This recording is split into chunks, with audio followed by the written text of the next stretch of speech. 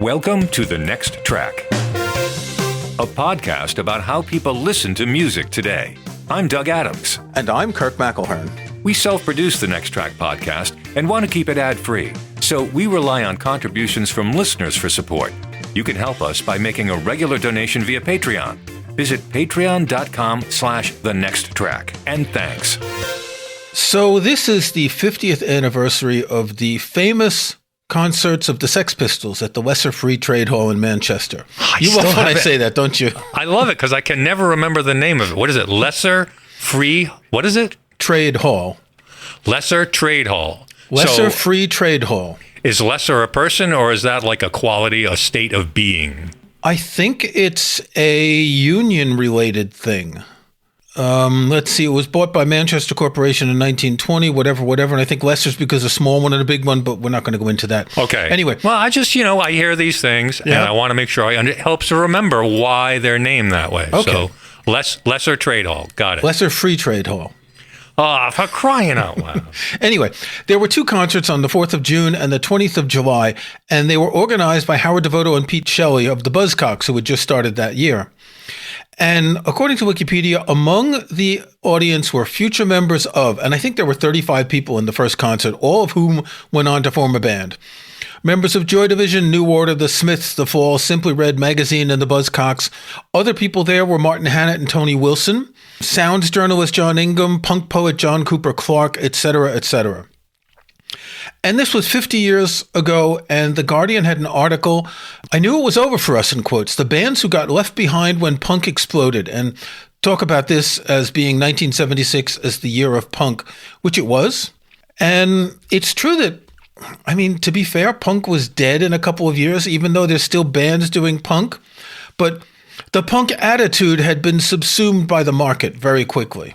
Yeah. Well, that's a good way of putting it, because people still play punk music. That's what we call it. Sure. That's what it is. But it's not punk like we're mad and we're really mad. We're not going to take it anymore. Yeah, these bands tried to no future. These bands tried to capitalize on a fervor that was happening amongst a certain kind of people, a certain working class kind of people. And for instance, the Clash, they took their name because that was the word they saw the most in the newspaper, right? That kind of thing. So So interestingly, no more punks, but still punk music. Yeah, and the article points out that Bruce Springsteen was doing his first concerts in the UK around that time, and the advertising slogan was, "Finally, London is ready for Bruce Springsteen." That just seems odd when you think that that's a paradox. Say something awful on television, and then you have Bruce Springsteen coming over. The story that I've always heard, and I didn't read this article, but the story that I've always heard is Noddy Hodler of Slade talks about, and Slade was a popular band. They were a popular rock band in the mid-'70s. They toured the United States in either 75 or 76 or 77, somewhere in there. But anyway, they toured the United States, had a great time, recorded an album. When they went back to England, nobody cared about them anymore because punk was the thing. And if you wanted to hear loud rock music, punk was giving it to you in a much more direct and in the vein way than Slade was doing it with their sing-along songs, their pub rock sort of songs. Yeah, punk was never pub rock. Punk was anti-pub rock. Very anti-pub rock and very, even the dance styles and everything, the pogo and all that stuff and the mosh pits and things like that. Definitely not friendly, and I guess you could make friends in a mosh pit. I don't know. Yeah. You see familiar faces once in a while. The article does point out that the term punk was not used to label the scene that was burgeoning around CBGBs, nor the movement's spiritual forefathers, the Stooges and MC5. And it's true that we didn't talk about punk in New York until the Sex Pistols came out. That music was called garage rock or rock. That's about it. Or psychedelic rock or some other thing. But not so much psychedelic. But that's in there. You got that. That's all part of that garagey sound. Think of the Nuggets collection of music, if you know that stuff. It's psychedelic, garagey. I don't know. There are other words for it. But it wasn't punk That's a pretty snotty word, punk, Yeah. to call a kind of music punk. Because I don't think the British had the same usage for the term punk.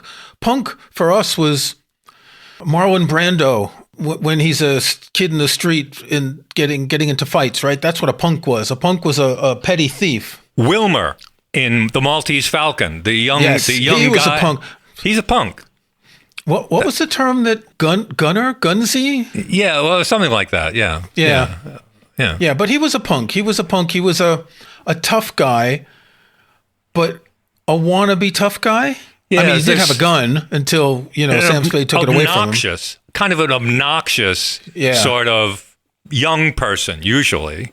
Yeah. Annoying. Yeah. Which is what the British punks were, I guess. Annoying, mostly. Just punks, but... I think the British punks were as anti-establishment as possible. Don't forget, the Sex Pistols were a marketing machine. Created by Malcolm McLaren, who had his fashion store called Sex along with Vivienne Westwood. It was a marketing machine. It was like, we're going to create a boys band that's different from all the other boys bands. And we're going to tap into the no future feeling of the UK, because the UK in 1976, remember this started in 74, 75, it was rolling up. It was in a bad state. It really was. So this was exploiting the plebs. Yeah, Right? the punks. The punters. The punks. Yeah. Well, but when you look back at the mods and what was the other term? Rockers. Mods and the rockers, they were all dressed in these suits with skinny ties and pointy shoes and all. They didn't look like punks. Punks for us were Marlon Brando in the T-shirt on the waterfront or whatever. Well, the first punks I saw from Britain were ripped T-shirts, safety pins, Vaseline in the hair, that sort of stuff. Right, but that was because that was the British punk idea related to fashion. That was the whole thing. It was, there's another 50th anniversary right around now. It's Taxi Driver, 50 years old. And the actors and Martin Scorsese did an event someplace where they were talking about this. And Robert De Niro's character was a punk, definitely. But it wasn't the same kind of punk. Anyway, the point of this article is all the bands that were left behind. And we got into this because, as often, we talk before an episode because we don't have a topic. And Doug mentioned the article and said, well, let's talk about fads and how fads come and go and die off. And I think punk is a good example because by the time the Sex Pistols movie came out, the band had broken up. The band had broken apart and splintered, and was Sid Vicious even still alive by then? I don't know. And it was a flash in the pan that could have been predicted, that none of these guys really cared about doing this. They were in it for just to, like, as the French would say, épater les bourgeois, make people feel like, we're doing something daring. Interesting, I've been reading a biography of Charles Baudelaire recently, and he was like these guys. He was a punk, and Rimbaud was a punk, and all these symbolist poets, they were punks. They were dandies like the mods and the rockers, and it was the same kind of thing. And if you look back in history, you have lots of examples of this around the world in different civilizations. Well, the only thing that's different is that these guys were bad musicians with loud amplifiers. And that's the difference. And it's, it's interesting that you mentioned that this sort of thing has been going on forever, and it sort of has. There's always a group that wants to be, it works against the conventional and something. And this is what got squeezed out, was punk at the time. And the music that was created as part of this was kind of interesting. I mean, it took pub rock, it took rockabilly, it took all of these things that already existed and just... It took even Chuck Berry three-chord rock and roll. Yeah, it took all of that stuff and synthesized it down into this blazingly hot three-chord punk rock. All you needed was a drummer who could keep time. The drummer for the Sex Pistols is phenomenal. Let me tell you, you listen to that record, that is just... Yeah. He is just a steam engine when it comes to keeping that thing together. Yep. But anyway, it took a lot of things and created something, which is, I'm surprised that it was so overwhelming at the time. People should have Slade should have just waited it out. They should have gone to South America, toured for another 4 months. If they had come back, people would have welcomed them with open arms. We're sick and tired of that punk stuff. We're sorry. We're sorry we ignored you for a little while, but didn't At the work. same time, prog rock was just passing its apogee. Probably around 73, 74 was when prog rock was really at its peak. And then I guess people got bored of listening to sidelong songs. 20-minute songs just aren't that interesting for too long. I think Tales from Topographic Ocean was a big mistake by Yes. They figured with one sidelong song on Close to the Edge, why not raise the ante and do 4 of them? And while it shipped gold because the band was so popular, I think most people didn't listen to anything other than maybe the first 2 sides because it was boring. Well, not only that, it didn't get any play on the radio. Although the strange thing is, too, punk didn't get played on the radio either. You didn't even hear the Ramones on the radio on most radio stations. I remember one of the first times I played the Ramones. It was very daring. College, sure, that wasn't a problem. But I remember when Topographical Ocean, that came out, and what were you going to play? I mean, I think there was a single edit of 1 track may have been. that they released, or maybe 2 side singles. But yeah, That's how confident they were. They didn't even bother making a single. They didn't even bother. And so it's interesting. The point of this article is the ones that were left behind, but also look at the ones that changed, because I like to say the Clash were a rock and roll band playing in a punk idiom early in their career. By 1979, they were a rock and roll band. They were not a punk band anymore. Okay, the cover of London Calling shows them being punk, right? But it wasn't punk music. And you get to Sandinista in 81, and it wasn't punk music. Their roots were political rock, and they realized that punk had a short lifespan. And they played at a lot of these anti-racist concerts. They played at a number of them. But come 1978, when they started doing reggae on that, Give 'Em Enough Rope, they changed a lot. They gave up on punk very quickly. Give 'Em Enough Rope is a 12-inch. You're thinking of Black Market Clash. Black Market Clash. Those were singles that they recorded right around Give 'Em Enough Rope. That's right. Yeah. So Gates of the West and whatever else, Armageddon Time. And Yeah, Armageddon Time, Justice Tonight, Kick It Over, Bank Robber, Robber Dub. It's that whole, and Pressure Drop on the first side, but that whole second side was reggae. So yes, you're right. And that was released in 1980. So it's already later. But those were singles put together as an EP for us. Right. But yeah, if you listen to what the Clash was before they were the Clash, like Joe Strummer's 101ers, and they're playing rockabilly and pub rock. They're playing strictly rockabilly kind of music. And, when they got a manager, they said, well, you got to, that's where they look in the newspaper, find a name for yourself, find the word they use the most. Let's get famous, and then you guys can do whatever you want. I suppose that was the plan. I don't know. Yeah. Look at the Jam. They're another band that got pulled, or Elvis Costello. These bands that weren't punk, but somehow got kind of squished over there. Elvis Costello's kind of weird. I never really liked his style, his vocal style. And he's not even new wave. I think it's just because he was on an indie label that he got fit into this whole thing, but he was definitely not punk. He was nowhere near punk. Well, everybody did. Think about all the people on that side, like Nick Lowe and Dave Edmunds and Rockpile and all of these bands who are kind of riding on the coattails of new wave. Yeah.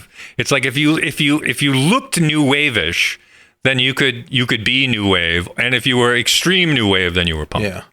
I guess. Yeah. Anyway, the whole point of this is these fads that come and go and disappear so quickly, and I guess you could say that punk still exists musically. As you said earlier, people are still playing punk. It's a genre, sure. It became a genre, but genre. The original genre of punk wasn't just about the music. It was about the attitude, the fashion, the middle finger held up to society. And I don't think that's the case anymore. There are some exceptions. Green Day, hugely successful, extremely rich. They still, have political songs. But I think a lot of punk now is just faux punk. Faux punk. A punk song has to have certain kind of elements in it.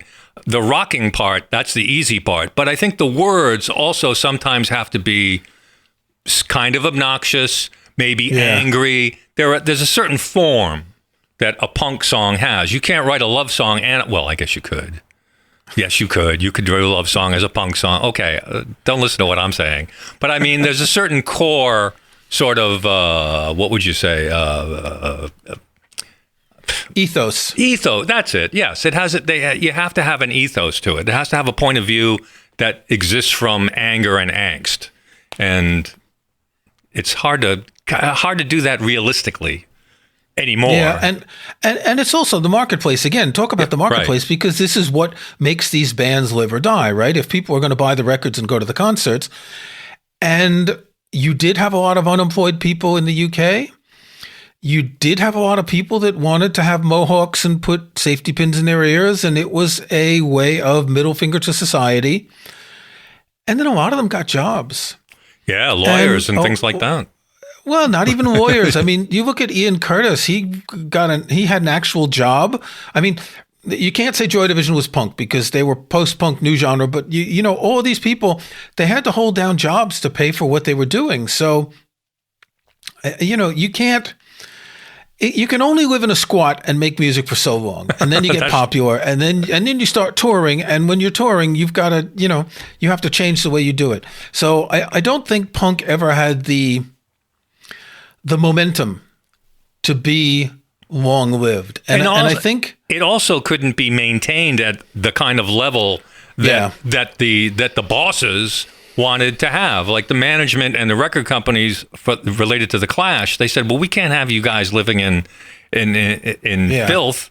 You know, we're going to put you on tour in the United States. You're going to go, you're flying. You're going to be, you know, fabulously famous. And you can't stay at a roots level and be the rich guy and be the guy flying around in jets and limos and be in the Rolling Stones. I don't think they were quite the Rolling Stones, but yeah, they were on their way. No. But also, a lot of people would not go to these concerts, right? They didn't like the atmosphere, whether or not they liked the music. They didn't like the pogo and the mosh pit and the violence and a lot of these things. You know, there were fights and violence and throwing beer bottles at the people on stage. So you couldn't really sell out clubs for very long. Once this became, you know, there's a famous story about Jorma Kaukonen when he recorded his first Hot Tuna album with Jack Cassidy.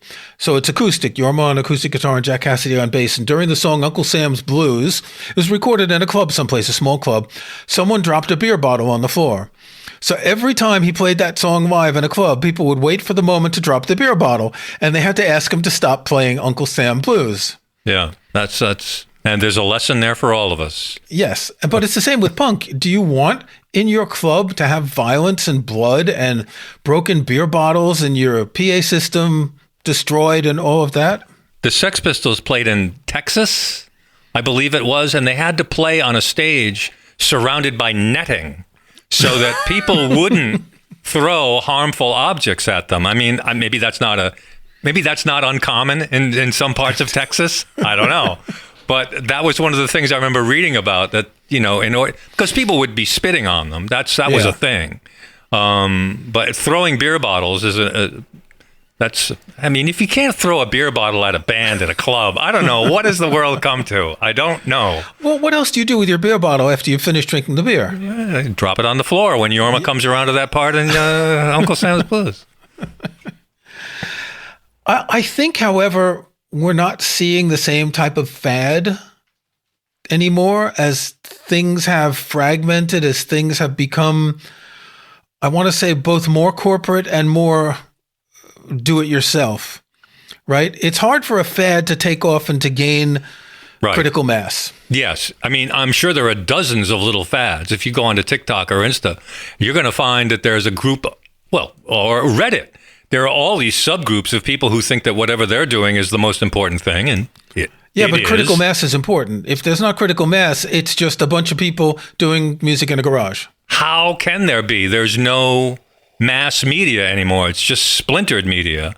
So unless everybody can get together, there isn't going to be any of this, oh yeah, we all know about this new thing.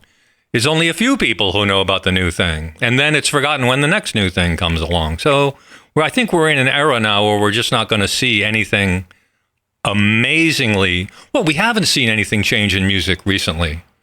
Past 10 years, kind of. Past 20, past 30. I mean, same sort of thing all the time. even what's popular now, if you look at Taylor Swift as being one of the most popular, it's just rehashed music.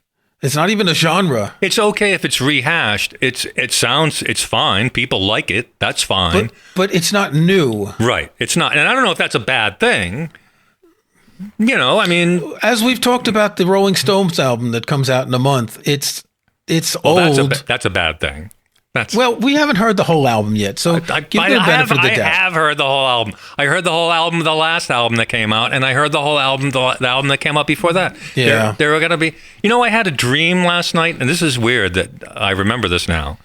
We were at a press conference, not we, but many of us were at a press conference looking down on a stage, and Mick Jagger was doing a press conference talking about the upcoming tour. And he was doing all of these acrobatic things on stage. And then the last thing he did before I realized I was having a dream watching Mick Jagger was that he was on wires and rose up really high against the walls of the press conference.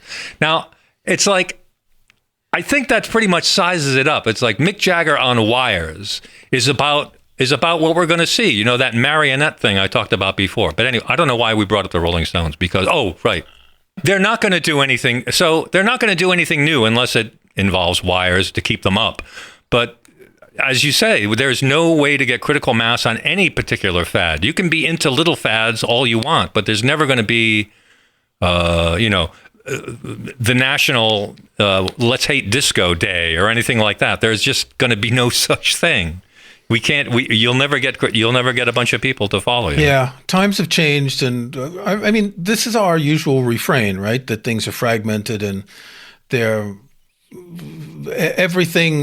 nothing is popular because there's so much stuff. It's like the range of possibilities in music has widened so much in the past few decades that it's very shallow, with a couple of peaks here and there, but it's mostly very shallow because we don't have this shared experience of music, because we don't listen to a radio station that can play the music to get us to hear the new music. Everyone's on Spotify or Apple Music, and it's the end of music as we know it. Oh, but I did get my DeMarco Sisters record, and I found out some things about them and so to me, it's new music. And now I'm going to be obsessed about the DeMarco Sisters and bands that they played with. They made an album with a fellow named Bud Freeman, who is a jazz sax player. Now, I've always known about Bud Freeman, but it never occurred to me to listen to it. My brother is crazy about that music, but I've never listened to it. Well, guess who's been listening to a lot of Bud Freeman lately? It's because... So I'm finding this new, refreshing music, but it's not new. It's old, refreshing music. But I found that I can hear it as fresh and amazing and delicious as if it was just recorded yesterday. So does it make any difference? And think of all the classical music I'm missing out on. Yeah, what I like about now is that we can hear something and think, I like this. What's that linked to? What's that related to? We can go to that, and we can bounce off things as old or new or whatever. And we can make these connections that we wouldn't have been able to make back in the day. And again, we're old, so we're talking about, LP, cassette, early CD era, that you could only afford to buy a few records and you didn't hear them on the radio. And if your friend didn't have it, and like I had a friend who worked in a record store, a very tiny record store, like the size of a large closet by a subway station in Queens where I lived. And I would go in there, he'd get tons of imports and he'd play them, and I'd discover all this stuff, which I wouldn't buy most of it, but I'd get to hear the kind of music that I wouldn't hear anyplace else. And that was, an experience that you don't get now because there's just so much to choose from. To hell with it. Okay, I got a next track. Do you? Yeah. Okay, it's been, I don't know how long since the last Durutti Column record. In July, there's a new record coming out called Renascent, Renascent, kind of means reborn. Vinnie Riley had a couple of strokes, go back to 2010-ish, and hadn't played for a long time. So Vinnie isn't playing everything. He's working with a bunch of musicians, including Keelan Rose, who we've had on the show a couple of times, and I'm going to link to those episodes in the show notes. From what I've heard from people who were at the recording, right? It's a Vinnie Riley influenced album. He's playing some stuff on it and he's kind of directing all of this. So it's probably going to be the last Rudy Column album.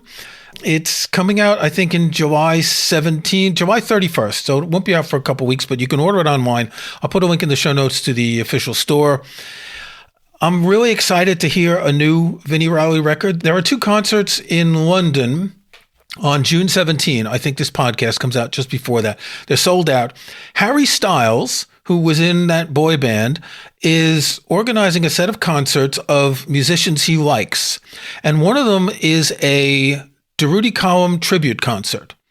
Now, I don't think Vinny's playing. I know Keelan Rose is playing and a bunch of other musicians. I think Vinny will be there and, go on stage and bow to the audience afterwards.